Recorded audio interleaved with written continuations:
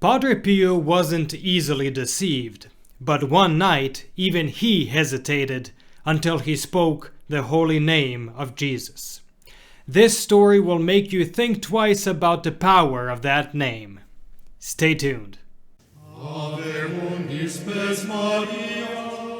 Welcome to Following Padre Pio. Whether you're joining us for the first time or returning, we're glad you're here. Today's story from Padre Pio's life may inspire you in ways you didn't expect. Now let's dive into today's story. Today's story is one we've shared before on the channel, but it's not only one of my favorites, it also carries a powerful message for this month dedicated to the holy name of Jesus. So I decided to share it once again. It comes from Olivo Cesca's book, Padre Pio, the Saint of the Third Millennium, and it recounts the night when the devil, in disguise, knocked on Padre Pio's door. Listen to this. One night, while Padre Pio was in his cell at the convent in San Giovanni Rotondo, he heard a knock at the door. Wondering who it could be, he went to answer it and was astonished to find his old friend and confessor, Father Agostino, standing there. Now, this was certainly a great and happy surprise, especially because Father Agostino lived in a convent about 150 kilometers or 93 miles away in Montefusco, so the two didn't see each other very often. Yet, something about him seemed off. As they spoke, the uneasiness only grew. Father Agostino began criticizing Padre Pio's fasting and penances, calling them excessive and even saying they showed a misunderstanding of religious life. This alone must have shaken Padre Pio, since the real Father Agostino had always supported his spiritual discipline. But the conversation took an even darker turn. The imposter suggested that Padre Pio's health problems were proof that he wasn't fit for convent life, and that perhaps he should leave for a while, maybe even permanently. He hinted that Padre Pio could serve God better in the world than behind monastery walls. He didn't need to remain there to become a saint. Then came the most unsettling accusation of all. As many of you know, Padre Pio often endured fierce diabolical attacks, especially in the early years of his ministry. But now, Father Agostino questioned the truth of these attacks. As for those stories of diabolical vexations, he said, were they not simply symptoms of a sick mind? At the very least, there was far too much imagination in them, and they only bring discredit to the order.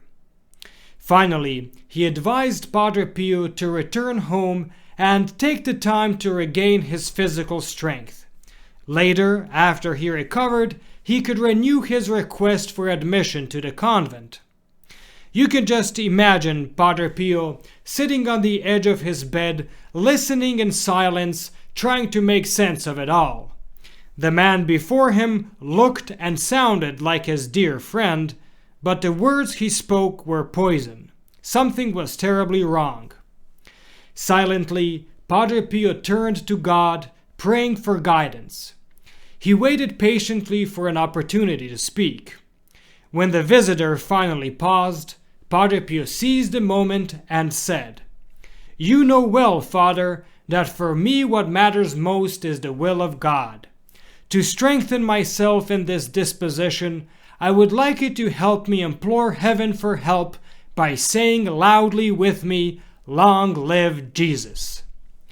At that very moment, the figure vanished in the blink of an eye, leaving behind nothing but a foul stench.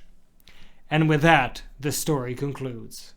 Now, if we reflect on the final moment in the story, it becomes clear that the devil would have used any disguise, any lie, any trick to mislead Padre Pio. I mean, he even managed to imitate a priest. But he could not imitate love for Jesus. He could not pronounce that holy name. At the name of Jesus, he fled. This story perfectly reflects what the Church teaches. The name of Jesus is not an ordinary name. It carries a divine power. It is a name above all other names. So as we continue through this month dedicated to the holy name of Jesus, let us remember to treat it with the utmost reverence.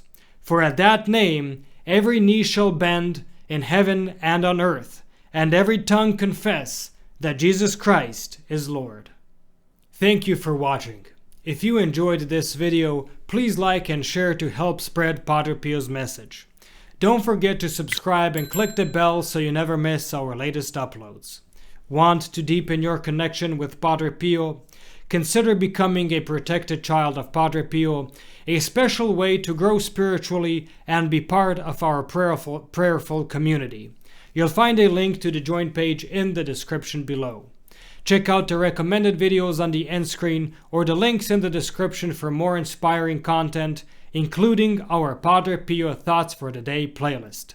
May Our Lady and Padre Pio bless you, and we'll see you in the next video.